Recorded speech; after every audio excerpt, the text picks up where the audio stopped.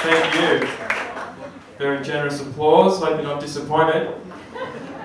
I'll just start off by telling you I had a very weird start to the day this morning. You see, I went out on the weekend and bought my little daughter a model train set.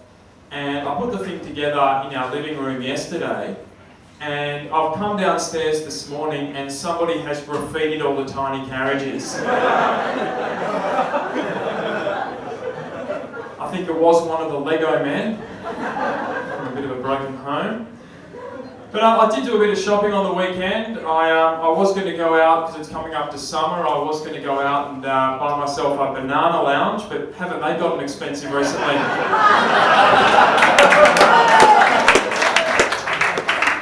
One of those jokes you're really happy when you write, and you just hope they don't get it together in North Queensland anytime soon, really. Anyone here got a job? It is securely, you've got to ask the question, let's be honest about it. Has anyone ever used one of those employment websites to find a job, just out of curiosity? Yeah. A few people. Because I was on one of those websites today. I ended up on Seek, that website, and I noticed at the top of the site, they have what's called this smart counter. And what it tells you is exactly how many jobs are on the site at that exact moment in time. And it's at 151,547. And I'm thinking, man, that's a lot of jobs. And I'm looking at the screen and it ticks over to 151,548. Next thing I know, my boss has stormed up to me and fired me on the spot. Surfing unauthorised websites. Pretty smart counter.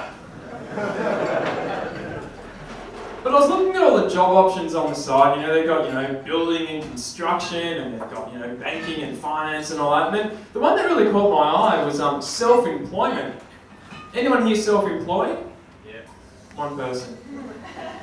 Because I was actually self-employed once. Boss was a bit of a prick. I had to end up letting myself go because I busted myself nicking a pen from my stationery cupboard. Thought it was a little bit harsh that I refused to give myself a reference, but I had to teach myself a lesson.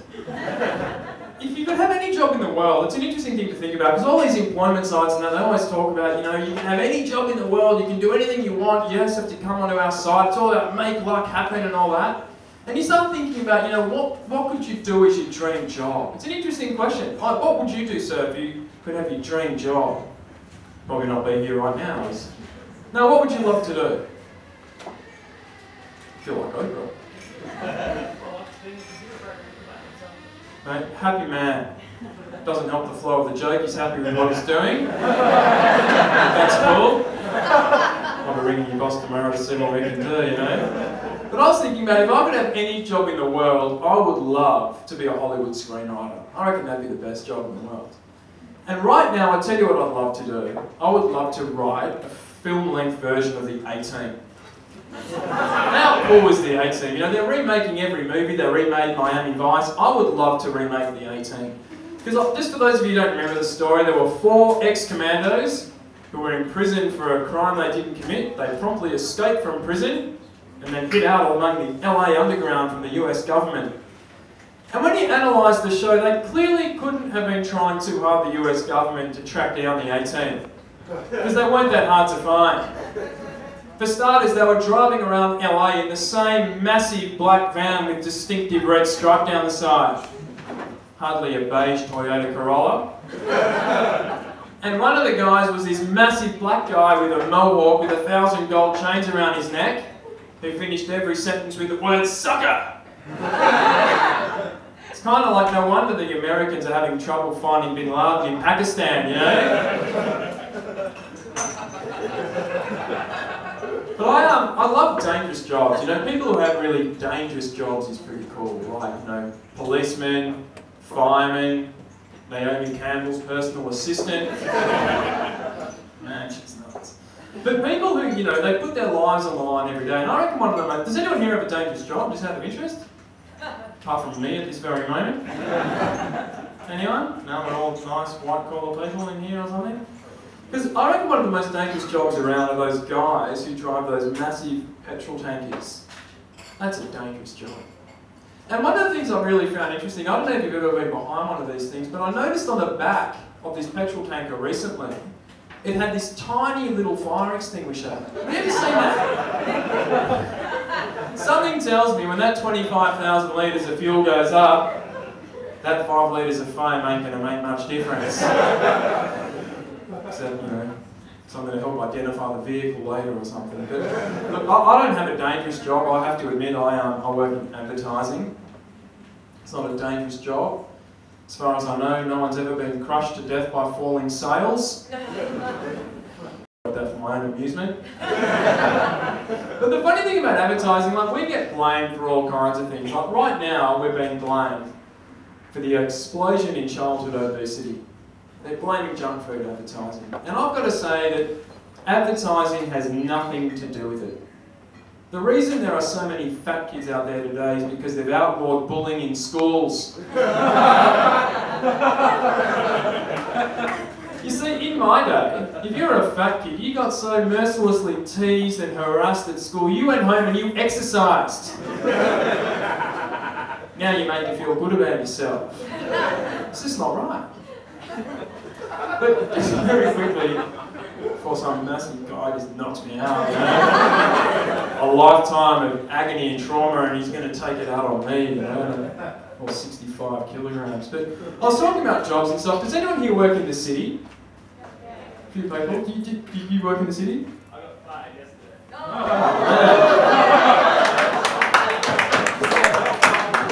Funniest game of the night, really. Not for you, but you should go on that website, I reckon. Full on. What did you get fined for? Galactic Circle. There was, Galactic Circle? I'm not surprised you got fined, man. Sounds a bit weird. Yeah, I'm starting to say Galactic Circle. You were what? 5 years I was. Yeah, for 2 years. Whoa. Who's on? I don't know, it's all getting a bit strange. Galactic downsizing. That's a new term, that's management speak 101 there, I reckon. Galactic downsizing, the galaxy is getting a bit smaller, so we're going to have to let you go, mate. I reckon I saw you walk in with that crazy hair and I thought, yeah, galactic downsizing definitely. I don't even know what that means, really, but I was thinking about, you know, like, working in the city. I used to work in the city. I'm happy I got out of the city, but one of the biggest rip-off merchants in the world are those inner-city car park operators, aren't they? Because I was driving in the city recently, and I'm driving along, I see a car park, and there's this massive sign out the front that says $3. And you go, unreal, you pull in, and then you read the fine print at the bottom. And it always says, you know, $3 for first 30 seconds only, $180 for every 5 minutes thereafter. And then you sort of, what they do, they're very clever, they've got these little laneways, and by the time you read the fine print and you're going to put it in reverse and get out, there's already 3 cars packed in behind you. So you can't really get out. By the time you get to your car, you're already down $400. But I gotta say, I was thinking about it, I reckon the worst job in the world would be the poor bloke who works in that little toll booth at the bottom of the car park. He knocks off at the end of his shift, he's probably made $200 and ends up blowing it all on car parking. That wouldn't be good, would it? Well, look, I do have to get going. I don't want to become the victim of galactic downsizing. That's awesome, man. I don't even know if you meant it, but I don't even know what you said. I'm running with it. There's not even a person here. I just plucked it out of thin air, really. You look like the guy with Big Brother. A little bit. Not Big Brother, the singing one, Idol. Australia didn't vote you out of your job, did they?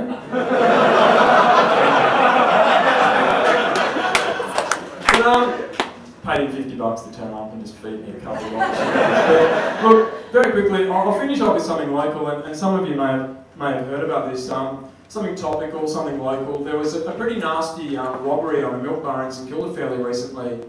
You may have read about it, it was about 2 weeks ago. This crazed bloke has stormed into a milk bar.